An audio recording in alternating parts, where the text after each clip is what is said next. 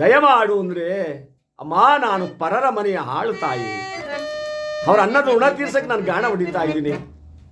ನಾನು ಹೇಗೆ ಬರಲಿ? ನನ್ನ ದಣಿಗಳನ್ನೊಂದು ಮಾತು ಕೇಳೋಣ. ಆ ಸಮಯಕ್ಕೆ ಸರಿಯಾಗಿ ಗಾಣಿಗ ರಾಮಣ್ಣನೊಳಗೆ ಬಂದ. ಸ್ವಾಮಿ, ಯಾರೋ ದೊರೆಸುತ್ತೆಯಂತೆ ಪದ್ಮಾವತಿ ಅಂತ ಹೇಳ್ತಾ ಇದ್ದಾರೆ, ಅವರ ಸಖಿಯರು ಬಂದಿದ್ದಾರೆ, ನನ್ನನ್ನು ಕರ್ಕೊಂಡು ಹೋಗ್ತಾ ಇದ್ದಾರೆ. ನಾನು ಹೋಗಲೇ ರಾಮಣ್ಣ ಅಂತ, ತಾಯಿ ದೊರೆಸುತ್ತೆ ಮಾತು ಕತ್ತಿಗೆ ಬರ್ತದೋ ಕಾಲಿಗೆ ಬರ್ತದೋ, ನೀನು ಸುಮ್ಮನೆ ಹೋಗಪ್ಪ ಅಂದ. ಯಾರು? ಹೇಳಿ ರಾಮಣ್ಣ. ಆಗ ಕಟ್ಟಿದ್ದ ಹಗ್ಗವನ್ನು ಬಿಚ್ಚಿದ್ರು. ಆ ಡೋಲಿಯಲ್ಲಿ ವಿಕ್ರಮಾದಿತ್ಯ ಮಹಾರಾಜನ ಕುಂಡಿಸ್ಕೊಂಡು ಆ ಕಡೆ ಇಬ್ಬರು ದಾಸಿಯರು, ಈ ಕಡೆ ಇಬ್ಬರು ದಾಸಿಯರು ನೇರವಾಗಿ ಬಂದರು. ಎಲ್ಲಿಗೆ? ಪದ್ಮಾವತಿ ದೇವಿ ಮಂದಿರಕ್ಕೆ ಬಂದು ಮೇಲಿರ್ತಕ್ಕಂಥ ಸಖಿಯರಿಗೆ ಅಪ್ಪಣೆ ಮಾಡಿದ್ರು. ನೂಲ್ನಕ್ಕವನ್ನು ಬಿಟ್ಟು ಒಂಟಿ ಗಾಜಿನ ಕಂಬ ಉಪ್ಪರಿಗೆ ತಾನೇ ಅದು. ಆ ಉಪ್ಪರಿಗೆ ಮೇಲೆ ರವಾನಿಸಿದಾಗ ಮೇಲಿರ್ತಕ್ಕಂಥ ಸಖಿಯರು ವಿಕ್ರಮಾದಿತ್ಯ ಮಹಾರಾಜನ ಮೇಲೆ ಕೆಳ್ಕೋತಾರೆ. ಯಾವ ವಿಕ್ರಮಾದಿತ್ಯ ಮಹಾರಾಜನನ್ನು ಕಂಡ ತಕ್ಷಣ ಪದ್ಮಾವತಿ ಕೈ ಕಾಲಿಲ್ಲದ ಮಂಡು ಕಾಲಿನ ವಿಕ್ರಮಾದಿತ್ಯ ಮಹಾರಾಜನನ್ನು ಕಂಡು, ದೊರಕಿದೆಯ ಎನ್ನ ಭಾಗ್ಯದ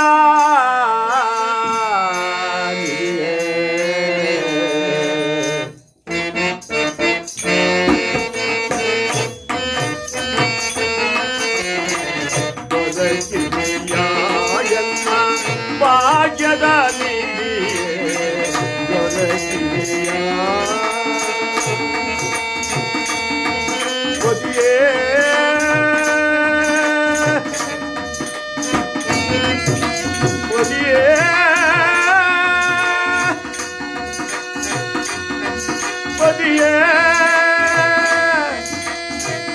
ದೊರಕಿದೆಯಾ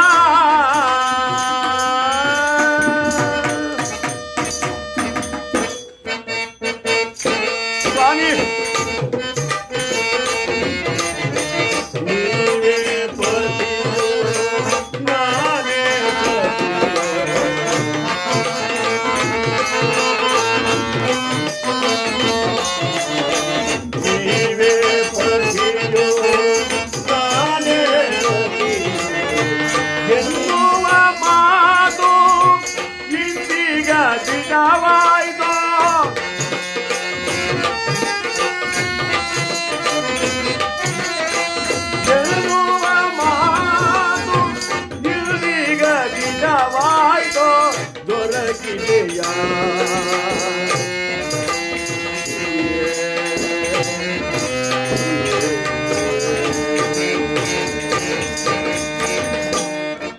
ಬ್ರಹ್ಮನ ಗಂಟು, ಆ ಭಗವಂತನ ಆಶೀರ್ವಾದ, ನೀವೇ ನನ್ನ ಪತಿ, ನಾನೇ ನಿಮ್ಮ ಸತಿ ಅಂತಕ್ಕಂಥ ಮಾತು ನಿಜ ಆಗಬಾರ್ದು ಸ್ವಾಮಿ. ಹುಟ್ಟು ಕೊಡುಗೆ ಕಣ್ಣು ಬಂದಷ್ಟು ಸಂತೋಷ ಆಗ್ತಾ ಇದೆ ನನಗೆ. ಹುಟ್ಟು ದರಿದ್ರನಿಗೆ ಐಶ್ವರ್ಯ ಬಂದಷ್ಟು ಆನಂದವಾಗ್ತಾ ಇದೆ.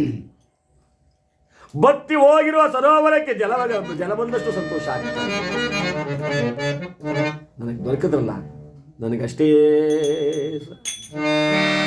ವಿಕ್ರಮ ಹೇಳ್ತಾನೆ. ಅಮ್ಮ, ನವಯೌವನ ತುಂಬಿದ ಸುಂದರ ತರುಣಿ ನೀನು. ಈ ಕೈಕಾಲಿಲ್ಲದ ಹೆಳವನನ್ನ ದೇವರು ಪತಿ ಹಾಗೆ ಹೀಗೆ ಅಂತ ಕೊಂಡಾಡ್ತಾ ಇದೆಯಲ್ವಾ? ಹೇಳ್ತಾಯಿ, ನನ್ನ ಮೇಲಿನ ಮಮತೆಯನ್ನ ಆಸೆಯನ್ನು ದೂರ ಮಾಡು. ನನಗಿಂತಲೂ ಅತಿಶಯವಾದ ಯುವರಾಜನ ಕೈ ಹಿಡಿದು ಸುಖವಾಗಿ ನಿನ್ನ ಸಂಸಾರವನ್ನ ನೀನು ಶುದ್ಧಿ ಮಾಡ್ಕೊಳ್ಳಮ್ಮ. ಬಿಡು ನನ್ನ ಮೇಲಿನ ಆಸೆಯನ್ನ, ನನ್ನನ್ನು ಮಾತ್ರ ಆ ರೀತಿ ನೋಡಬೇಡ ಮಗಳೇ, ನೀನು ನನಗೆ ಮಗಳ ಸಮಾನ ಅಂದ ಒಡನೆ ಪದ್ಮಾವತಿ ಹೇಳ್ತಾಳೆ, ಸ್ವಾಮಿ, ನಿಮ್ಮ ಸತಿಯನ್ನು ಅನ್ಯರ ಸತಿ ಅಂತ ಯಾಕೆ ಹೇಳ್ತಾ ಇದ್ದೀರಾ? ನಾನೆಂದಿಗೂ ನಿಮ್ಮ ಸತಿ ವಿನಃ ಅನ್ಯರ ಸತಿಯಾಗಲು ಸಾಧ್ಯವಿಲ್ಲ. ನೀವೇ ನನಗೆ ಪತಿ, ನೀವೇ ನನಗೆ ಗತಿ, ನೀವೇ ನನ್ನ ಆರಾಧ್ಯ ದೈವ, ನೀವೇ ನನ್ನ ಮನೆ ದೇವರು ಅಂತ ಹೇಳಿ ವಿಕ್ರಮಾದಿತ್ಯ ಮಹಾರಾಜನನ್ನು ತಬ್ಬಿಕೊಂಡ್ರೆ ವಿಕ್ರಮ ಮಹಾರಾಜ ಅಳಲಾರಂಭಿಸಿದ. ಶನಿರಾಜ ತಾರತಮ್ಯವೇ ಇಲ್ಲಿರ್ತಕ್ಕಂಥ ಸಂಸಾರವನ್ನು ಗಂಟಾಗ್ತಾ ಇದೆಯಲ್ಲಪ್ಪ, ಎಲ್ಲಿದ್ದೀಯೋ? ಕರುಣಾಳು ನೀನಾಗಿ ಕಣ್ಣಿಲ್ಲದಂತಾಗಿ, ಕರುಣಾಳು ನೀನಾಗಿ ಕಲ್ಲಾಗಿ ನೀ ಕುಳಿತೆಯ ಸ್ವಾಮಿ, ಕಲ್ಲಾಗಿ ನೀ ಕುಳಿತೆಯ. ಕರುಣಾಳು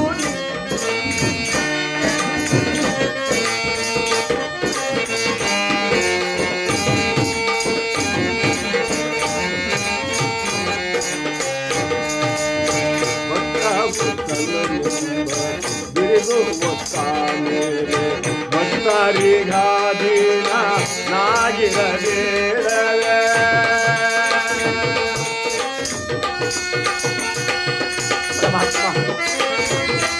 ಶನಿದೇವ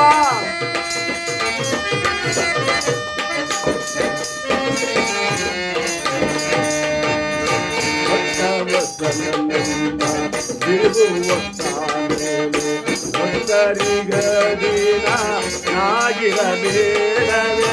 ಕೇಳದೆ ಈ ಮೊರೆ ಕರುಣಾಕರ ನಿನಗೆ.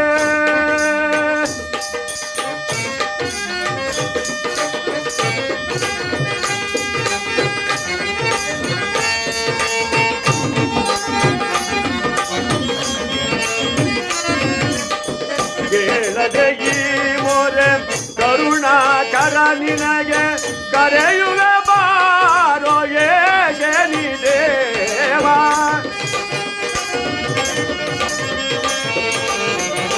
ಕರೆಯುವೆ ಬಾರೋ ಏ ಶನಿದೇವ. ಕರುಣಾಳು ನೀನಾಗಿ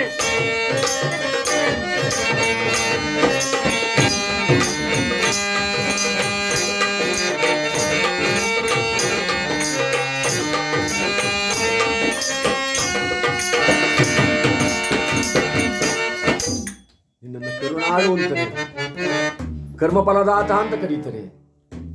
ನಿನಗೆ ಕರುಣೆ ಇದ್ದರೆ ನಿನ್ನ ಮನಸ್ಸು ಕರೆಕ್ಟ್ ಆಗಲಿಲ್ವೇ ಸ್ವಾಮಿ?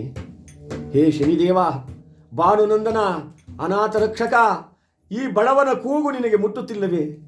ನಾನು ಕೂಗುವ ದನಿ ನಿನ್ನ ಹೃದಯಕ್ಕೆ ತಟ್ಟುತ್ತಿಲ್ಲವೇ?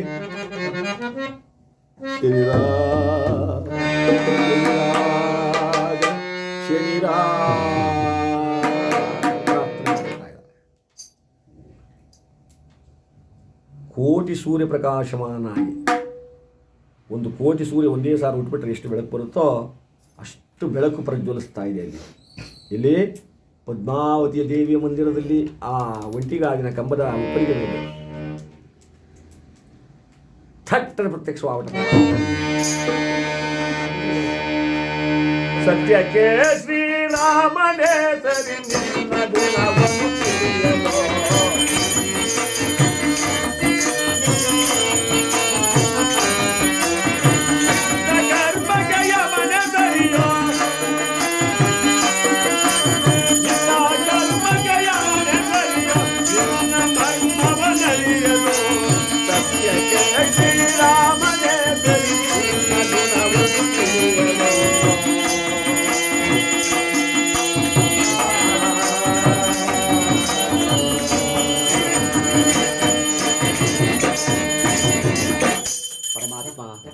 ನೀನು ಸತ್ಯಕ್ಕೆ ಶ್ರೀರಾಮನೇ ಸರಿ, ಇತ್ತ ಕರ್ಮಿಗಳಿಗೆ, ದುರ್ಮಾರ್ಗಿಗಳಿಗೆ, ದುಷ್ಟರಿಗೆ ನೀನು ಯಮನೇ ಸರಿಯಪ್ಪ. ನಿನ್ನ ಮರ್ಮವನ್ನು ಅರಿತವರು ಯಾರು? ನಿನ್ನ ಮರ್ಮವನ್ನು ತಿಳಿಯುವುದಾದರೂ ಹೇಗೆ ಎಂಬುದಾಗಿ ಯಾವ ವಿಕ್ರಮ ಭಗವಂತ ಶನೇಶ್ವರ ಸ್ವಾಮಿಯನ್ನು ಕಂಡು ಗಡಗಡ ಗಡಗಡ ನೀಡುತ್ತಾ ಇದ್ದಾನೆ. ತಾನು ದೌರ್ಘ್ಯಕಾರನಾಗಿ ಬಂದಿದ್ದಾಗ ನೋಡಿದ್ದು ರೂಪ, ಈಗ ಶಾಂತ ರೀತಿಯಲ್ಲಿ ಬಂದಿದ್ದಾನೆ ಪರಮಾತ್ಮ. ಅದಕ್ಕೆ ಹೇಳ್ತೇನೆ, ಶಾಂತಿಯಲ್ಲಿ ನೀನು ಶ್ರೀರಾಮನೇ ಸರಿ. ದಶರಥನ ಕಂದ ಆ ಶ್ರೀರಾಮಚಂದ್ರನಿಗೆ ಎಷ್ಟು ಶಾಂತಿ, ಎಷ್ಟು ವಿನಯ, ಎಷ್ಟು ತಾಳ್ಮೆ ಗುಣ ಇತ್ತೋ ಆ ಗುಣ ನಿನ್ನಲ್ಲಿದೆಯಪ್ಪ ಪರಮಾತ್ಮ. ಆ ಗುಣ ನಿನ್ನಲ್ಲಿದೆ. ದುರ್ಮಾರ್ಗಿಗಳಿಗೆ ನೀನು ಯಮನೇ. ಆದರೆ ಶನಿದೇವ, ಅಂಗಹೀನನ ಭಂಗ ನೋಡಲು ಯಾಕೆ ಬಂದಿರೋ ತಂದೆಯೇ?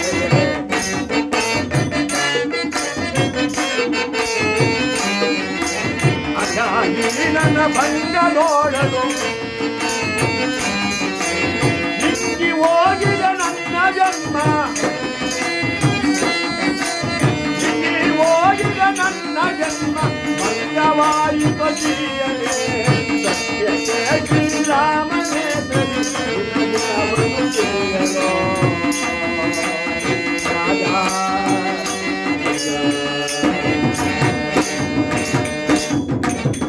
ಪರಮಾತ್ಮ, ಈ ಕೈಕಾಲಿನ ಹೆಳವನನ್ನ ನೋಡಕ್ ಬಂದಿದ್ದೀಯಲ್ಲ, ನಿನಗೆ ಮನಸ್ಸಾದ್ರೂ ಹ್ಯಾಂಗಪ್ಪ ಬಂತು ತಂದೆ? ಹ್ಯಾಂಗ್ ಬಂತು? ಈಗ ನನ್ನ ನೋಡಿದ ಮೇಲೆ ನಿನಗೆ ಸಂತೋಷ ಆಯಿತೆ, ನಿನ್ನ ಮನಕ್ಕೆ ಆನಂದವಾಯಿತೆ, ನೀನು ಧನ್ಯತೆಯನ್ನು ಪಡೆದೆಯಾ, ನಿನ್ನ ಮನಸ್ಸು ಕರಗ್ತಾ ಇಲ್ವೇ ಅಂದಾಗ ಪರಮಾತ್ಮ ತಾನು ಸಂತೋಷದಿಂದ ಅಸನ್ಮುಖನಾಗಿ ಭಕ್ತಿಯಿಂದ ಆ ವಿಕ್ರಮನ ಕಡೆ ಕೈ ಚಾಚಿದನಂತೆ. ನಿಷ್ಠೆಯಿಂದಲೇ ಕೊಟ್ಟ ದರುಶನ ಅಷ್ಟೇ ಸಾಕೋ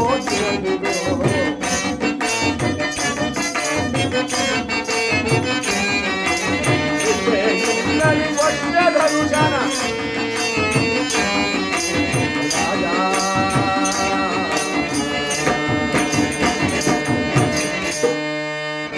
ನನ್ನ ದರ್ಶನವಾದ ಮೇಲೆ ನಿನ್ನ ಎಲ್ಲ ಕಷ್ಟಗಳು, ನಿನ್ನ ದುಃಖ ದುಮ್ಮಾನಗಳು, ಏನು ತೊಂದರೆ ತೊಡಗುಗಳಿದ್ದರೂ ಕೂಡ ಇನ್ನು ಮುಂದೆ ದೂರವಾಗುತ್ತಪ್ಪ, ನೀನೇನು ಚಿಂತೆ ಮಾಡಬೇಡ ಹಸ್ತವನ್ನ ಹೀಗಂದನಂತೆ ಪರಮಾತ್ಮ ಆಶೀರ್ವಾದ ಮಾಡಿದ ತತ್ಕ್ಷಣದಲ್ಲಿಯೇ ಕಳೆದು ಹೋದಂತ ಆ ಕೈಕಾಲು ತಟ್ಟಿ ಬಂದಿತು. ಇಂದಿನ ರೂಪಿನಿಂದ ಅತಿಶಯವಾದ ರೂಪು, ನಾನು ಹಿಂದೆ ಏನು ರೂಪವಂತನಾಗಿದ್ನೋ ಅದಕ್ಕಿಂತಲೂ ಅತಿಶಯವಾದ ರೂಪವಂತನಾಗಿ ತರುಣನಾಗಿ ಬೆಳಗುತ್ತಾ ಇದ್ದಾನೆ. ತರುಣನಾಗಿ ವಜ್ರ ವೈಡೂರ್ಯ ದನಕನಕ ವಸ್ತು ವಾಹನ ಪೀತಾಂಬರಾದಿಗಳೆಲ್ಲ ಅವನಿಗೆ ಬಂದುಬಿಟ್ಟವು. ತಳ ತಳ ತಳ ತಳ ತಳ ಹೊಳಿತಾ ಇದ್ದಾನೆ ಮಹಾರಾಜ ಭಗವಂತನ ಆಶೀರ್ವಾದ. ಅದಕ್ಕೆ ಹೇಳ್ತಾರೆ, ನೀನೊಲಿದರೆ ಕೊರಡು ಕೊನರುವುದಯ್ಯ, ನೀನೊಲಿದರೆ ಬರಡು ಅಯನಿಹುದಯ್ಯ, ನೀನೊಲಿದರೆ ಪಡಿ ಪದಾರ್ಥಗಳು ದೊರಕುವಯ್ಯ. ಭಗವಂತನ ಒಲಿಮೆ ಆಗಿಬಿಟ್ರೆ ಎಲ್ಲವೂ ತನ್ನಷ್ಟಕ್ಕೆ ತಾನೇ ದೊರಕುತ್ತೆ. ಇಲ್ಲವಾದರೆ ನಾವು ಆ ಅದೃಷ್ಟವನ್ನು ಆ ಐಶ್ವರ್ಯವನ್ನು ನಾವು ಹುಡಿಕೊಂಡು ಹೋದೇನಾಗ್ತೀವಿ ಅಂದರೆ ಬಣ್ಣದ ಚಿಟ್ಟೆಯಿಂದ ಓಡ್ದಂಗೆ ಆಗುತ್ತೆ. ಬಣ್ಣದ ಚಿಟ್ಟೆಯಿಂದ ಓಡಿದ್ರೆ ಏನಾಗುತ್ತೆ, ಅದು ಇಲ್ಲಿಂದ ಅಲ್ಲಿ ನೆಗೀತಾ, ಅಲ್ಲಿಂದ ಇಲ್ಲಿ ನೆಗೀತದೆ. ಅದು ತನ್ನಷ್ಟಕ್ಕೆ ತಾನೇ ಬರುವ ತನಕ ನಾವು ಕಾಯಬೇಕೇ ವಿನಃ ನಾವು ಅದರಿಂದ ಓಡಿದ್ರೆ ನಾವು ಬದುಕೋಲ್ಲ ಅನ್ನುವಂತೆ ನಿನಗೆ ಯಾವ ವರ ಬೇಕಪ್ಪ? ನನಗೆ ಕೊಟ್ಟ ಕಷ್ಟವನ್ನು ಕೊಡದಿರೋ ನೀ ಲೋಕಕ್ಕೆ,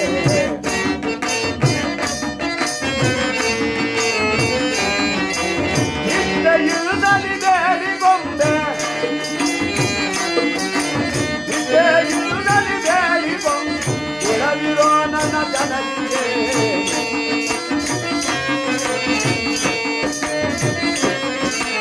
ನನಗೆ ಕೊಟ್ಟ ಕಷ್ಟವನ್ನು ಕೊಡದಿರೋ ನೀ ಲೋಕಕ್ಕೆ.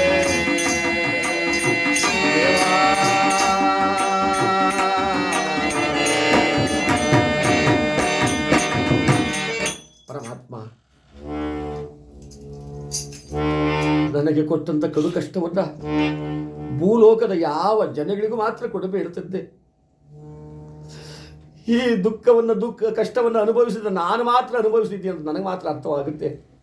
ಇದು ನಿನಗೆ ಕೈ ಮುಗಿದು ಕೇಳ್ಕೊಳ್ತೀನಿ, ನರಮಾನವರಿಗೆ ನನ್ನ ಪ್ರಜೆಗಳಿಗೆ ನನಗೆ ಕೊಟ್ಟಂಥ ಕಷ್ಟ ಮಾತ್ರ ಒಂದು ಕೊಡಬೇಡ, ಅದರಂತೆ ನನಗೊಂದು ವರ ಕೊಟ್ಬಿಡು ಅಂತ. ಯಾರು? ಭಗವಂತ ಅಷ್ಟು ಬೇಗ ಒಪ್ಕೋತಾನ? ಇಲ್ಲಪ್ಪ. ನಾನು ಕೇಳಿದ ವರವನ್ನ ಏನಾದ್ರು ನಿನಗೆ ನೀಡಿಬಿಟ್ರೆ ಏನಾಗುತ್ತೆ? ದುರಾಂಕಾರಿಗಳಾಗಿ ದೇವರೇ ಇಲ್ಲ ಅಂತಕ್ಕಂಥ ದುಷ್ಟರು ನ್ಯಾಯ ನೀತಿ ಸತ್ಯ ಧರ್ಮ ಎಲ್ಲವನ್ನು ತೊರೆದು ಅಧರ್ಮದ ದಾರಿ ಹಿಡಿತಾರೆ. ನರಕದಲ್ಲಿ ತುಂಬಕ್ಕೆ ಜಾಗ ಇಲ್ಲದಷ್ಟು ಪಾಪಿಗಳಲ್ಲಿ ಬಂದ್ಬಿಡ್ತಾರಪ್ಪ. ಈ ಕಲಿಯುಗದಲ್ಲಿ ಕರ್ಮಫಲದಾತ ಅಂತಕ್ಕಂಥ ಹೆಸರನ್ನ ಗಳಿಸಿದ್ದೀನಿ. ಕರ್ಮಕ್ಕೆ ತಕ್ಕಂಥ ಫಲವನ್ನು ಕೊಡಬೇಕಾದ್ದು ನನ್ನ ಧರ್ಮ. ಯಾರು ಭಕ್ತಿಯಿಂದ ನನ್ನ ಕಥೆಯನ್ನು ಕೇಳ್ತಾರೋ, ನನ್ನನ್ನು ಆರಾಧಿಸ್ತಾರೋ, ನನ್ನನ್ನು ಪೂಜಿಸ್ತಾರೋ, ನ್ಯಾಯ ನೀತಿಯಿಂದ ನಡೀತಾರೋ, ಅಧರ್ಮದ ದಾರಿಯನ್ನು ತೊರೆದು ಧರ್ಮದಾರಿಯಲ್ಲಿ ಬರ್ತಾರೋ, ಯಥೇಚ್ಛವಾಗಿ ಅನ್ನದಾನವನ್ನು ವಸ್ತ್ರದಾನವನ್ನು ಮಾಡಿ ನನ್ನನ್ನು ಪೂಜೆ ಮಾಡ್ತಾರೋ, ಶನಿವಾರದಂದು ಪುಣ್ಯ ದಿವಸದಂದು ನನ್ನನ್ನು ಮನೆಯಲ್ಲಿ ಪೂಜಿಸಿ ನನ್ನ ಕಥೆಯನ್ನು ಯಾರು ಕೇಳ್ತಾರೋ ಅವರಿಗೆಲ್ಲರಿಗೂ ಸನ್ಮಂಗಳವಾಗುತ್ತೆ. ಅಧರ್ಮದಿಂದ ದುರಾಂಕಾರಿಗಳಾಗಿ ದುಷ್ಟರಾಗಿ ಅಧರ್ಮದ ದಾರಿಯನ್ನು ಯಾರು ಹಿಡಿತಾರೋ ಅಂಥವ್ರಿಗೆ ನಾನು ಯಮನೇ ಸರಿ. ಕಥಾ ಪರಮಾತ್ಮ ಇನ್ನೊಂದು ಅಪರಾಧವನ್ನು ನನ್ನ ತಲೆ ಮೇಲೆ ಹೊರಿಸ್ಬಿಟ್ಟು ಹೋಗ್ತಾ ಇದೆಯಲ್ಲೋ ತಂದೆ. ಏನು ಮಹಾರಾಜ? ಆಲೋಲಿಕೆಯ ಮನೆಯಲ್ಲಿ ಮುತ್ತಿನ ಸರವನ್ನು ಕದ್ದ ಕಳ್ಳ ಅಂತ ಆ ಟಕ್ಕ ಎಂಬ ಹೆಸರು ನನಗೆ ಶಾಶ್ವತವಾಗಿ ಉಳ್ಕೊಬಿಡ್ತದೆ ಪರಮಾತ್ಮ. ಇದಕ್ಕೆ ನೀನೇ ಕಾಪಾಡು ವಿಕ್ರಮ. ನೀನು ಎಲ್ಲಿ ಆ ಚಿತ್ರದಲ್ಲಿ ಬರೆದಿರೋ ಪಕ್ಷಿ ಹಾರ್ಬಂದು ಸರ್ವವನ್ನು ನುಂಗಿತ್ತೋ ಅದೇ ಜಾಗದಲ್ಲಿ ಕುಳಿತುಕೊಂಡು ನನ್ನನ್ನು ಪ್ರಾರ್ಥನೆ ಮಾಡು. ಸರ್ವ ಜನಗಳ ಸಮ್ಮುಖದಲ್ಲಿ ಅದೇ ಪಕ್ಷಿ ಹಾರಿ ಬಂದು ಆ ಸರ್ವನ ಉಗುಳುವಂತೆ ನಾನು ಮಾಡುತ್ತೀನಿ ಎಂದಾಗ ವಿಕ್ರಮನಿಗೆ ಆನಂದವಾಯಿತು. ಧನ್ಯನಾದೆ ತಂದೆ, ಧನ್ಯನಾದೆ ಪರಮಾತ್ಮ, ಸಂತೃಪ್ತನಾದೆ. ಇರೋ ನಮೋ ನಮಃ. ನೀಲಾಂಜನ ಸಮಭಾಸಂ ರವಿಪುತ್ರ ಯಮಾಗ್ರಜಂ ಛಾಯಾಮಾರ್ಥಾಂಡ ಸಂಭೂತಂ ತಂ ನಮಾಮಿ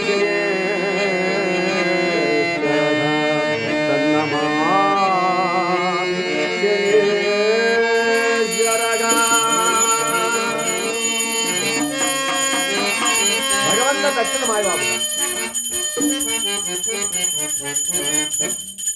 ಸಕಲಕ್ಕೂ ನಾನೇ ಕಾರಣ ನಿನಗೆ ಕಷ್ಟ ಕೊಡುವುದಕ್ಕೆ ಅಂತ ಒಪ್ಪಿಕೊಂಡಾಗ ಇತ್ತ ಕಡೆ ಯಾವ ಪದ್ಮಾವತಿಗೆ ಆಗ ಜ್ಞಾನ ಬಂದಂತೆ ಪರಮಾತ್ಮ ಪ್ರತ್ಯಕ್ಷವಾದಾಗ ಮೂರ್ತಿಯಾಗುತ್ತೆ.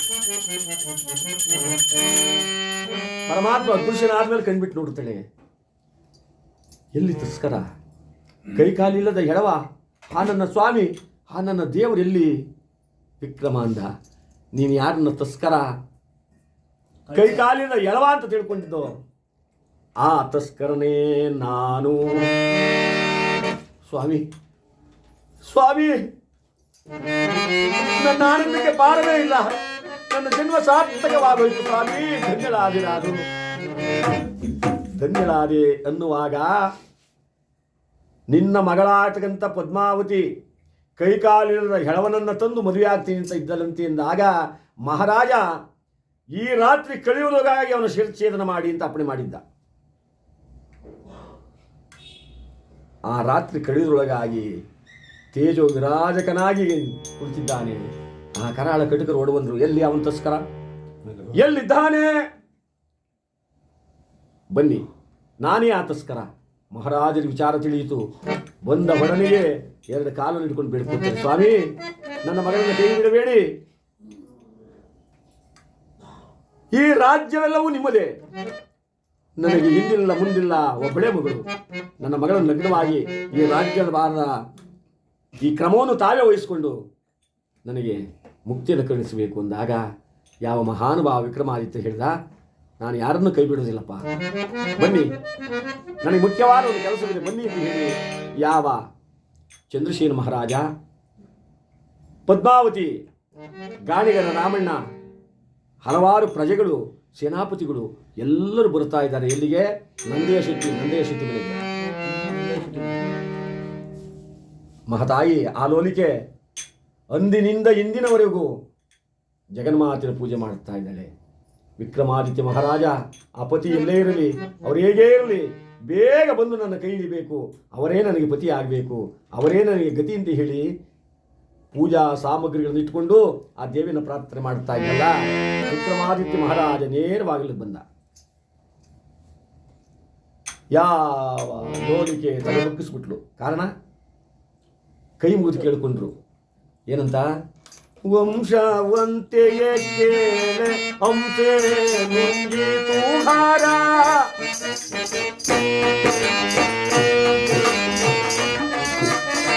ಹಿಂಸೆಯ ಕೊಡಬ್ಯಾಡ ಗಾಳಿ ತೀರೆ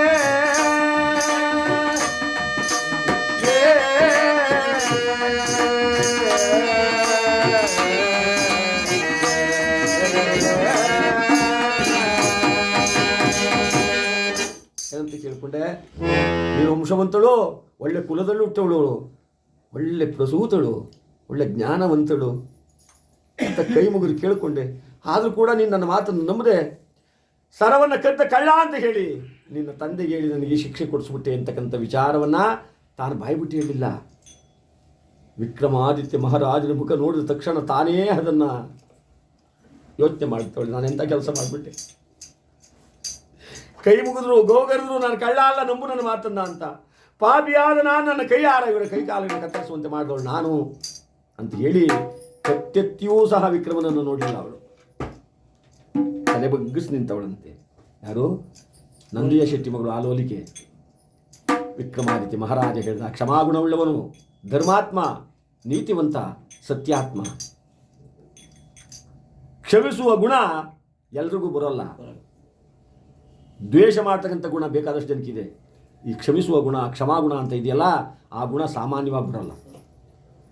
ಹೇಳ್ತಾ ಇದ್ದಾನೆ, ದೇವಿ ಯಾಕೆ ಯೋಚನೆ ಮಾಡ್ತಾ ಇದೀಯಾ? ನನ್ನನ್ನು ಕಳ್ಳ ಅಂತ ಹೇಳಿ ಮಹಾರಾಜನ ಸುಬದಿಗೆ ಒಪ್ಪಿಸ್ಬಿಟ್ಟು ನನಗೆ ಕಷ್ಟವನ್ನು ಕೊಟ್ಟೆ ಅಂತ ನಿನಗೆ ಮನದಲ್ಲಿ ದುಃಖವಾಗ್ತಾ ಇದೆ. ನನಗೆ ಅದು ಅರ್ಥ ಆಗ್ತಾ ಇದೆ. ನೀನು ಚಿಂತೆ ಮಾಡಬೇಡ, ಹೇಳು ಅಂತ ಹೇಳಿ ಆ ಲೋಲಿಕೆಯ ಗಲ್ಲವನ್ನು ಹಿಡ್ಕೊಂಡು ಮೇಲಕ್ಕೆತ್ತಾನೆ.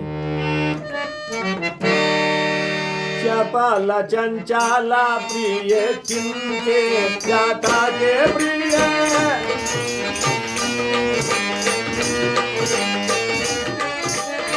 ವಿನುಮನ ಗನುಮಾನ ಬಾರನ್ನ ಸೇರು ಕರುಣಿ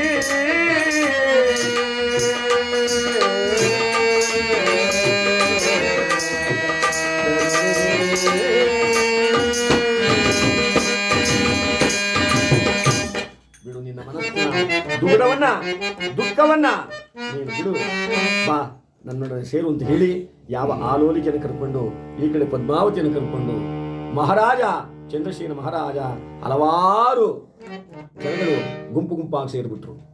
ವಿಕ್ರಮಾದಿತ್ಯ ಮಹಾರಾಜನಂತೆ, ಉಜ್ಜಯಿನಿ ಪಟ್ಟಣದ ಅರಸನಂತೆ ಇಬ್ಬರು ಸತಿಯರನ್ನು ಲಗ್ನವಾಗ್ತಾ ಇದ್ದಾನೆ, ಬನ್ನಿ ನೋಡೋಣ ಅಂತ ನಂದಿಯ ಶೆಟ್ಟಿ ಮನೆಯಲ್ಲಿ ಎಲ್ಲರೂ ಸೇರಿಕೊಂಡ್ರೆ, ಲಗ್ನವಾಗೋದಕ್ಕಿಂತ ಮುಂಚೆ ನನಗೊಂದು ಕೆಲಸ ಇದೆ, ನಿಮ್ಮೆಲ್ಲರ ಸಮ್ಮುಖದಲ್ಲಿ ನಾನು ಅದನ್ನು ಮಾಡಬೇಕು ಅಂತ ಹೇಳಿ ಆ ರತ್ನದ ಗೂಟ ಎಲ್ಲಿತ್ತೋ ಆ ರತ್ನದ ಗೂಟದ ಬಳಿಗೆ ಬಂದ ವಿಕ್ರಮಾದಿತ್ಯ ಮಹಾರಾಜ. ಮಂಡಿ ಊರು ಕುಳಿತುಕೊಂಡ.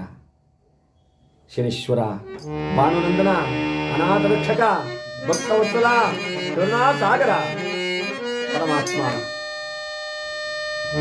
ಯಾವ ರೀತಿಯಲ್ಲಿ ಬೆಳ್ಕೊತಾ ಇದ್ದಾನೆ. ಕರ್ಪೂರದ ಆರತಿ ಬೆಳಗ್ಬೇಕು. ಈಗ ಕರ್ಪೂರದ ಆರತಿ ಬೆಳಗ್ಗೆ ಕರ್ಪೂರದ ಆರತಿ ಸೂರ್ಯ ಸುಕುಮಾರನಿಗೆ ನಿರ್ಮಲದ ಭಕ್ತಿಯಿಂದ ಬೆಳಗುವೆ.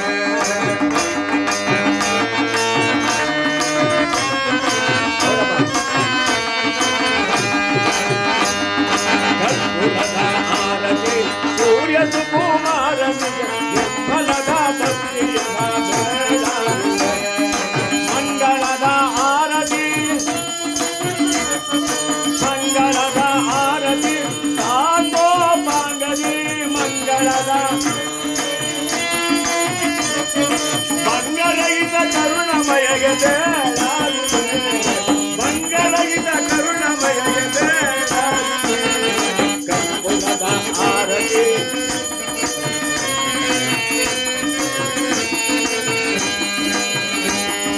ಜಯ ಜಯ ವಿಜಯ ಸುಜಾನಾರ್ಗಮಯ ಜಯ ಜಯ ವಿಜಯ ನಿರಾಜಾಯ ತನಯ ಜಯ ಮಂಗಳೋ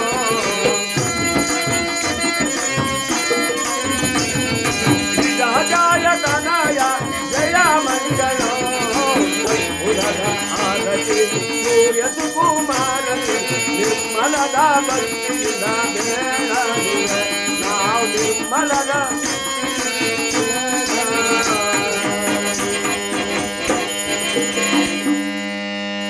ದೇವ ದಯಾಮಯ, ನನ್ನ ಮೇಲೆ ಬಂದಿರತಕ್ಕಂಥ ಅಪರಾಧವನ್ನ ತಕ್ಕ ಎಂಬ ಎಡಕ್ಷಣದ ಬಿರುದನ್ನು ಹೋಗಲಾಡಿಸುತ್ತಂದೆ ಅಂತ ಹೇಳಿ ಆ ಭಗವಂತನ ಪ್ರಾರ್ಥಿಸಿದಾಗ ಆ ಚಿತ್ರದಲ್ಲಿ ಬರತಕ್ಕಂಥ ಪಕ್ಷಿ ಬರ್ರ ಬಂತು. ಹಾರುತ್ತ ಬರುತ್ತಲಿದೆ ಪಕ್ಷಿ ತೇಲುತ್ತ ಬರುತ್ತಲಿದೆ,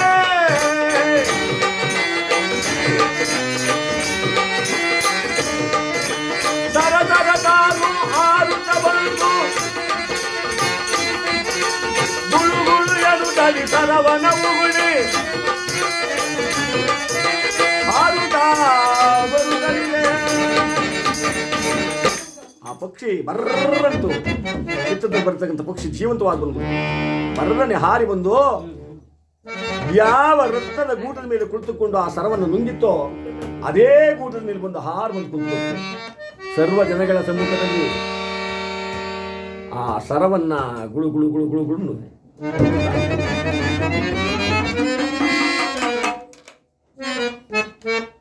ಎಲ್ಲರೂ ಚಪ್ಪಾಳೆ ತಟ್ತಾ ಇದ್ದಾರೆ. ಜೈ ಶನಿದೇವ, ಜೈ ಶನಿದೇವ, ಜೈ ಶನಿದೇವ, ಶನಿದೇವ ಮಹಾತ್ಮಾಜಿ ಜೈ. ಎಲ್ಲರೂ ಜೈಕಾರ ಹಾಕ್ತಾ ಇದ್ದಾರೆ. ಪರಮಾತ್ಮ ಶನೇಶ್ವರ ಸ್ವಾಮಿ, ನಿನ್ನ ಮಹಿಮೆ ಎಷ್ಟು ಅದ್ಭುತವಾಗಿದೆಯಪ್ಪ. ಭಕ್ತರನ್ನ ಕಂಡರೆ ಎಷ್ಟು ಪ್ರೀತಿ. ಅದಕ್ಕೆ ಹೇಳ್ತಾರೆ, ಹರತನ್ನ ಭಕ್ತರನ್ನ ಹೊರೆ ಹಚ್ಚಿ ನೋಡುವನು. ಯಾರನ್ನು ಹೊರೆ ಹಚ್ತಾನೆ? ಭಕ್ತರನ್ನೇ ಹೊರೆ ಹಚ್ಚೋದು. ದುಷ್ಟರನ್ನು ಹೊರೆ ಹಚ್ಚಕ್ಕೆ ಹೋಗಲ್ಲ ಅವನು, ಅವ್ರಿಗೆ ಕಷ್ಟ ಕೊಡೋದು. ಹರತನ್ನ ಭಕ್ತರನ್ನ ಹೊರೆ ಹಚ್ಚಿ ನೋಡುವನು, ಕಡೆಗೆ ಅವನೇ ಕರೆ ಕರೆದು ವರ ಕೊಡುವನು. ನೋಡಿ, ಆ ಮಾತು ಸತ್ಯವಾಗ್ಬಿಡ್ತು. ವಿಕ್ರಮಾದಿತ್ಯ ಮಹಾರಾಜನ ಎಲ್ಲ ಕಷ್ಟ ಕಾಲಗಳು ಕಳೆದ ಮೇಲೆ ಪರಮಾತ್ಮ ಶಾಂತನಾಗಿ ಇಂದಿನ ರೂಪಿಗಿದ್ದ ದೈಶ್ಯವಾದ ರೂಪವನ್ನು ಕೊಟ್ಟ, ಎಲ್ಲ ವೈಡೂರ್ಯವನ್ನು ಕೊಟ್ಟ. ತಾನು ನಡೆದಂಥ ಕಷ್ಟಕ್ಕೆ ಬದಲಾಗಿ ಇನ್ನಷ್ಟು ರಾಜ್ಯ ವಿಸ್ತಾರವಾಗುವಂಥ ತಾಮಿಳಿನ ಪಟ್ಟಣವನ್ನು ಕೂಡ ಅದಕ್ಕೆ ರಾಜನಾಗುವಂತೆ ಅನುಗ್ರಹಿಸಿದ ಅಂದ ಮೇಲೆ ಆ ಇಬ್ಬರು ಸತಿಯರನ್ನು ಯಾವ ವಿಕ್ರಮಾದಿತ್ಯ ಮಹಾರಾಜ ಒಂದೇ ಮಂಟಪದಲ್ಲಿ ಲಗ್ನವಾದ.